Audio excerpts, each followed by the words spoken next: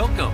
I'm Doug Morgan, and you're listening to Uncommon Sense, where we hunt for the truth in the topics you're not supposed to talk about, Christianity and politics.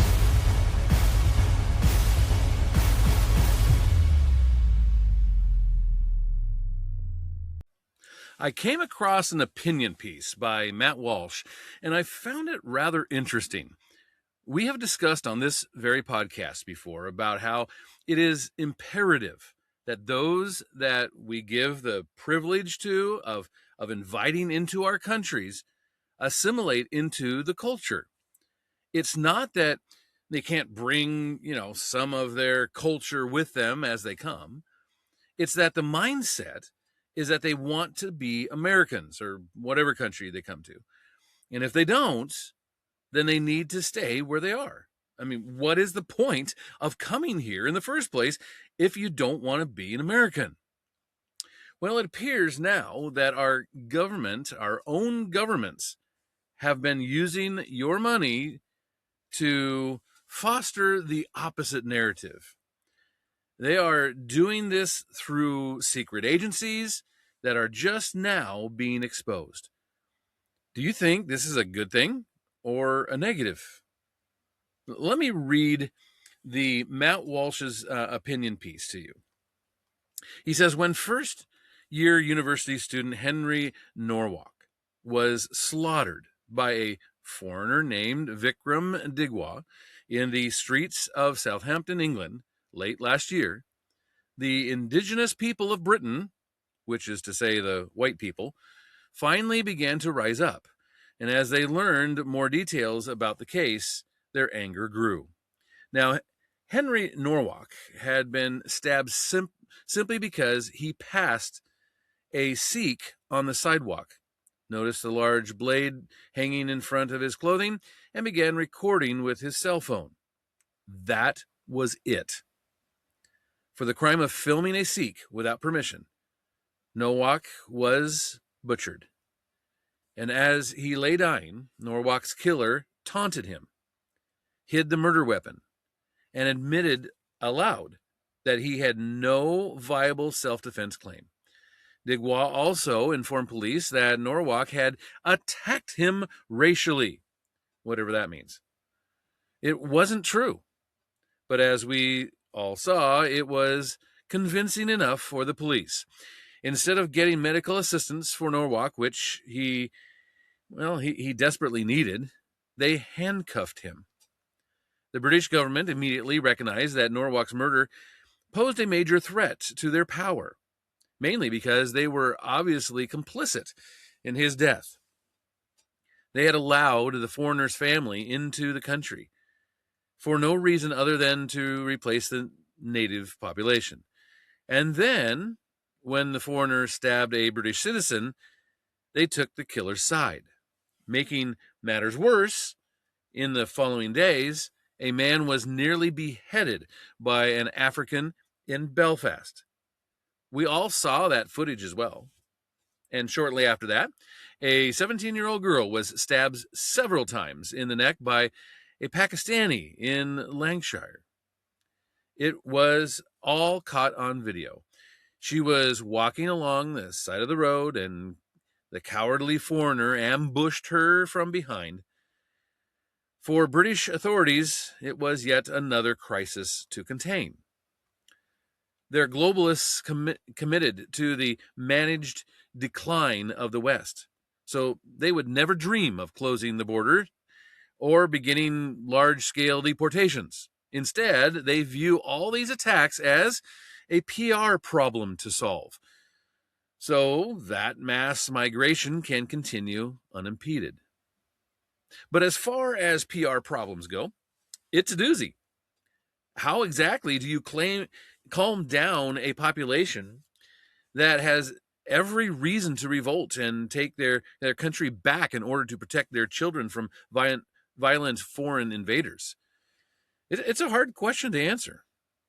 So it was notable and more than a little conspicuous that as demonstrators were taking to the streets over the murder of Henry Norwalk, the British government received assistance from an unlikely source. Henry Norwalk's father.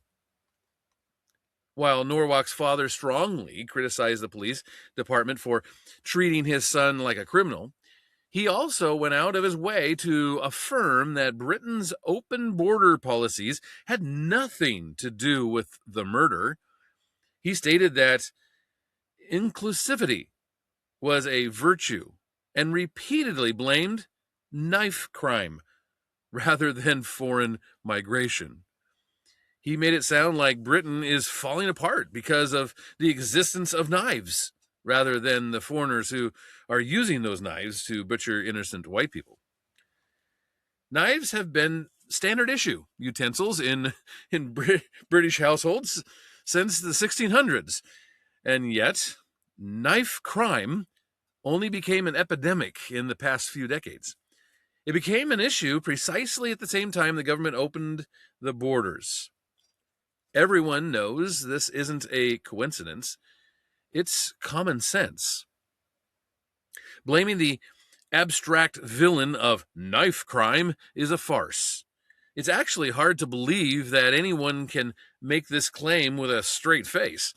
But Norwalk's father apparently disagrees, and coincidentally enough, his message happens to align with the propaganda coming from the British government.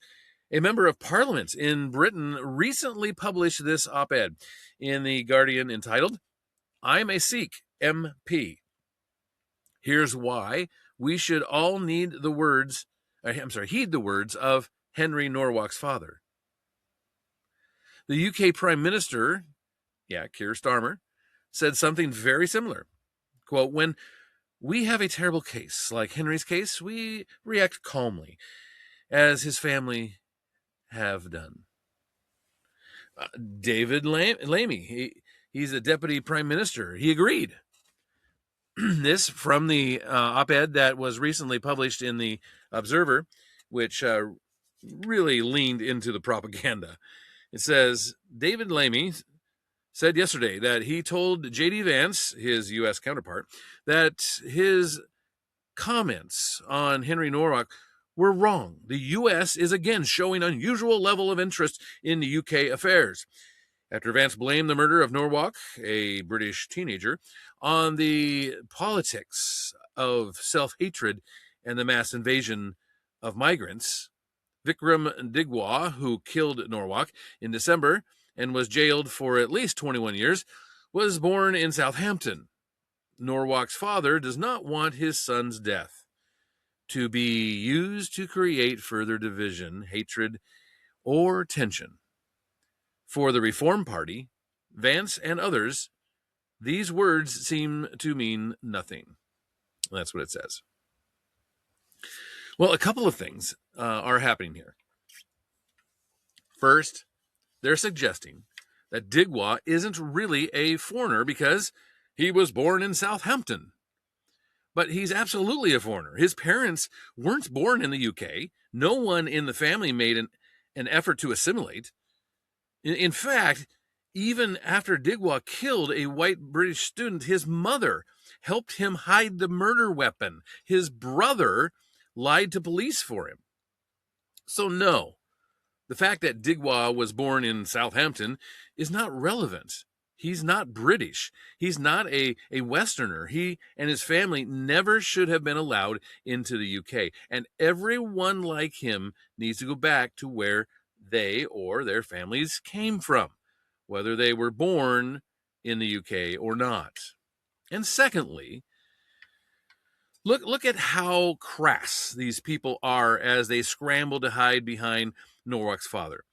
They quote that the father, what the father said, and then they attack anyone who doesn't obey the father's wishes. Like the quote, "For Vance and others, the father's words seem to mean nothing." Well, no, they don't mean nothing. They're wrong. They mean the wrong thing. They represent an ideology that must be rejected before more white people get massacred in Britain and before the country becomes uninhabitable. What's being heavily implied here, of course, is that when the victim's father says something, Everyone is under the automatic obligation to do whatever he says. The British government is doing everything it can to take advantage of the natural instinct most decent people anyway, have, which is to be respectful when someone suffers an incomprehensible loss.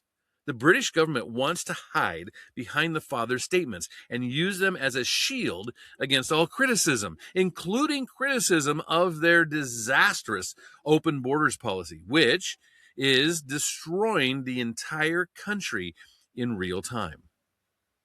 Even the Conservative Party in Britain, supposedly the opposition, is in lockstep on this. Conservative leader Kemi Badenoch met Norwalk's family earlier on Thursday and said that they did not want anger to tear communities apart. They have asked that we work across political parties and religions to rebuild trust in the police, is what she said. That trust has been broken because of what happened, and I agree with them on that, is what she concluded with. Well, this should make you pause and think for a second. If the British government is so eager to use the words of the victim's family in order to deflect criticism from themselves, and if they believe the family's words have so much persuasive power, then why wouldn't the governments affirmatively make contact with the victim's family and try to craft their public statements for them in advance? In other words, the government is acting like it's responding to the father's words. But what are the chances that the government planted those words in the first place? You might say, oh, yeah, right. Now we're heading into conspiracy theory, right? Well, it's more likely than you might think. A new story in the Daily Mail has highlighted the existence of a secretive government agency that reaches out to the families of murder victims, particularly victims who were killed by foreigners, and works to influence their reaction. It's very similar to a federal agency that exists in this country, which we'll discuss in a moment. And in the UK, the agency is known as the Research, Information and Communications Unit, or RICU. The agency was founded back in 2007 by a former MI6 agent named Charles Farr, who modeled RICU after the Information Research Department. It's a Cold War era propaganda department in Britain. Originally, the stated goal of the RICU was to run proactive counterterrorism operations targeting British Muslims. To give one example, the agency secretly launched a program called Help for Syria, which distributed leaflets to hundreds of thousands of homes in the UK. The message was that instead of visiting Syria, where they might become radicalized, young people should donate to refugee programs instead. The British government never disclosed that it was behind Help for Syria. They were running an op on their own citizens. This kind of thing doesn't happen naturally. The government directs media organizations to do it. The source told the Daily Mail that RICU was activated as the riots began in Belfast last week, after an African attempted to behead a white man in the middle of the road. We don't know precisely how they responded, but their techniques run the gambit from using undercover operatives to lay flowers at the scene of terrorist attacks, planting stories in the media about the wonders of immigrant communities, and dispatching propagandists to school in order to promote the blessings of diversity. And while I don't personally have any evidence that this agency spoke directly to Nowak's father, after reading this article in the Daily Mail, it seems much more likely than not. This is what the source said. The source said, They are working with the police service of Northern Ireland's C3 intelligence unit to identify those posting the online calls to protest in Belfast and other areas, as well as giving strategic messages to the police to ensure that the protesters were portrayed as unsympathetic thugs rather than activists, and affecting behavioral change. Well, the source said that the unit had also been advising the police in Southampton following the horrific murder of Henry Norwalk by Vikram Digwa, who falsely claimed he had been radically abused and had acted in self-defense, saying Riku made sure that the liaison team dealing with the family were well briefed. It has also been claimed that the unit intervenes to write statements by the families of victims of potentially racially linked incidences to stop them from inflaming tensions further with their remarks. And the source said, you can see their fingerprints all over the statements released by the families of victims in these volatile situations. They usually have a similar tone. Well, every aspect of this report is important. But the key line is Riku made sure the liaison team dealing with the family, of course, of Henry Norwalk, were well briefed. In other words, as the family was grieving, highly trained propaganda agents from the British government descended on their home and began feeding them a very familiar script. Did these agents mention to the parents of Henry Norwalk that knife crime was a real enemy? Did they talk about the virtues of inclusivity and how we could welcome even more foreigners with open arms? These are questions that the British government must answer immediately. Instead of ignoring this reporting, which is what they're doing, they need to provide a full accounting of Riku and everything it's ever done. That should be the bare minimum expectation here. And this covert effort to bury the truth and present fake narratives to the public as a way of covering up domestic terrorism is not unique to the UK, believe it or not. Writing in the magazine Human Events, as well as InfoWars, the anonymous writer using the name Raw Egg Nationalist, it's kind of interesting, has extensively covered the equivalent program in the United States, which is run by an organization called the Community Relations Service, or CRS for short. As you may have noticed, appropriately enough, all these propaganda agencies have very dystopian names. But much of what I'm about to say comes from his reporting. The CRS, like all bad ideas, came about during the 1960s as part of the civil rights movement. And in fact, the CRS is explicitly created by the Civil Rights Act of 1964.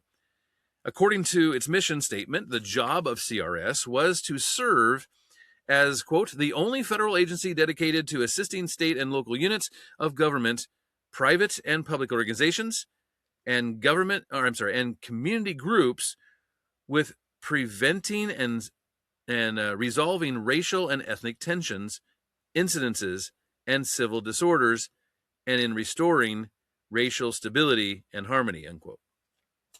Well, the CRS and its several dozen taxpayer-funded employees get to work whenever there's a racial incident.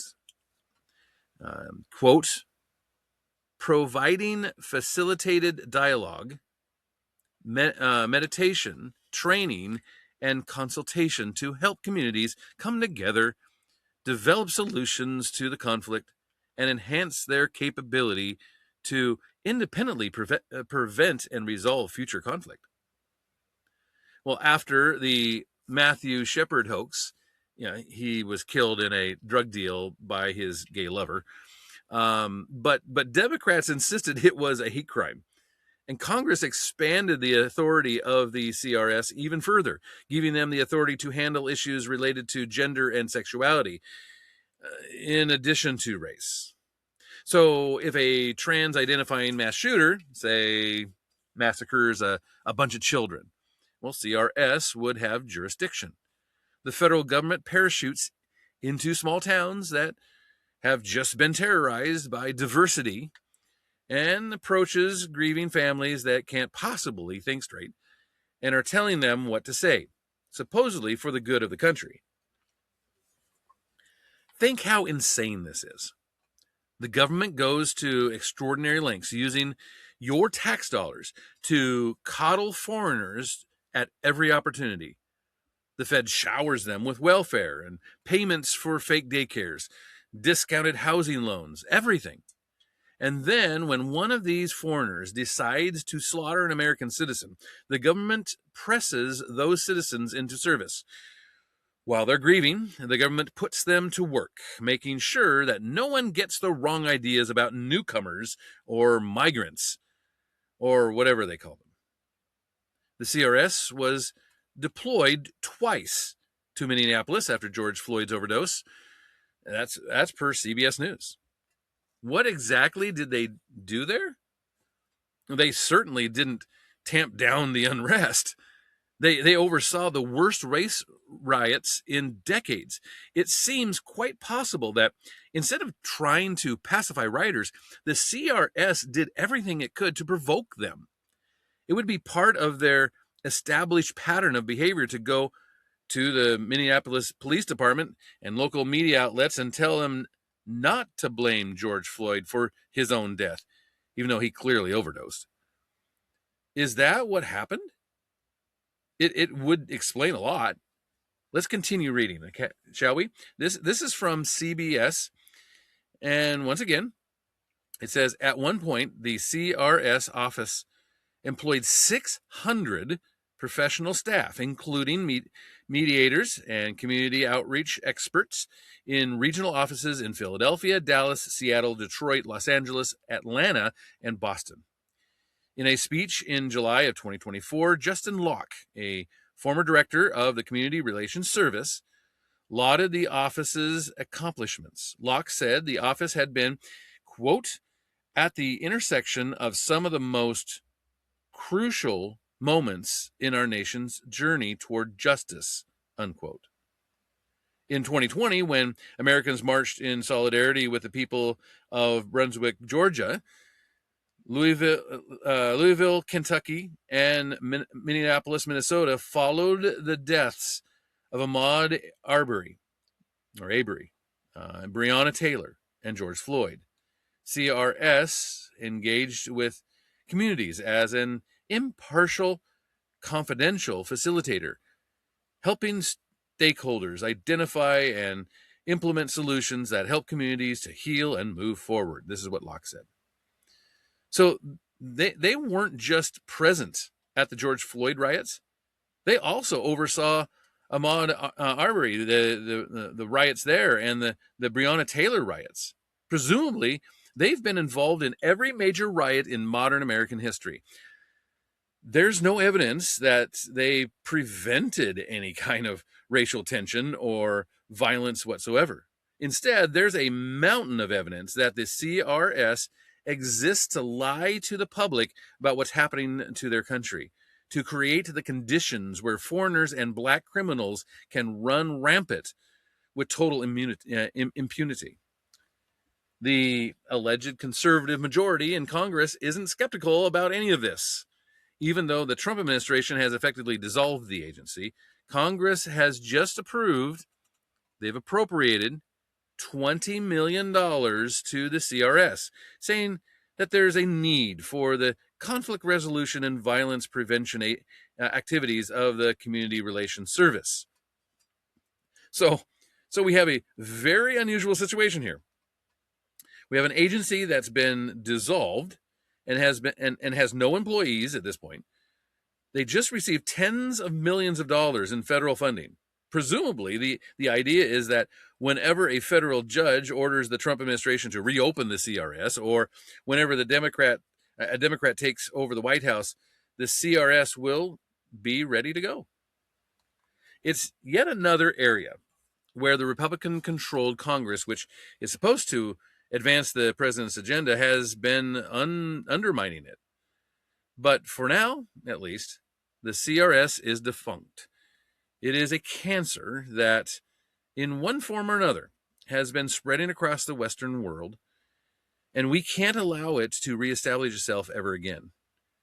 When your government is spending millions of dollars to run interference for foreigners who murder native-born citizens and to write fraudulent scripts for white people to read, particularly grieving white people who have just lost a family member, your government is not legitimate. Until all of these programs are eradicated for good, the next time you see a grieving family, people whose lives have just been changed forever because of open borders, you have to wonder if you're hearing their words or the government's. Yeah, it's an explicitly anti-white psyop that the worst people in the country are desperately trying to resurrect because they're too cowardly to speak for themselves and defend their own disastrous policies. They feel the need to speak through the relatives of slaughtered Americans. They see white people getting beaten to death with rocks in Maine, stabbed at track meets in Texas, and beheaded in the streets of Belfast. And all they see is a PR problem. Yeah, a PR problem. That's how CRS and RICU and every other similar agency perceives all these murders. It's how they want you to see these murders too. Even if one of your relatives is killed, they're doing something almost unbelievably insidious, which is to turn the native population against itself, to use desperate and brutalized white people as spokesmen for their own replacement. Most people wouldn't imagine their government would stoop to that level. But that's exactly what's going on. Every single employee at these agencies, everyone, and everyone in the government who sympathizes with them belongs in prison. That will be a lot of work, to be sure. It'll require years of investigations, and we'll never know when that work is completed. But we can be sure of one thing. The next time a newcomer slaughters a random white guy in the street, and you hear the same refrain about knife crime and inclusivity coming from his family, you'll know that we have much more work to do. I really was intrigued by this this opinion piece by Matt Walsh. Did not know that these agencies exist. It's interesting to me that we have an agency even in our own country who is basically just spreading propaganda through grieving families. And then Trump comes in, tries to clear out the swamp here. He takes out this particular agency. It's now defunct. And yet, even though Republicans are holding the majority in the Congress, in both houses, even though that's the case, $20 million gets allotted here. Yeah, this thing's not dead. But there it is. Do you agree with him, with Matt Walsh and his assessment? Should we have this kind of secret agency pushing their narrative at the expense of grieving white families? I would love to hear what you have to think on it. And of course, you can always do that at uncommonsensepodcast.com. You can always go to our YouTube channel as well. We'd love to see you and hear from you there. And thank you for listening. This podcast is a production of Morganite Communications.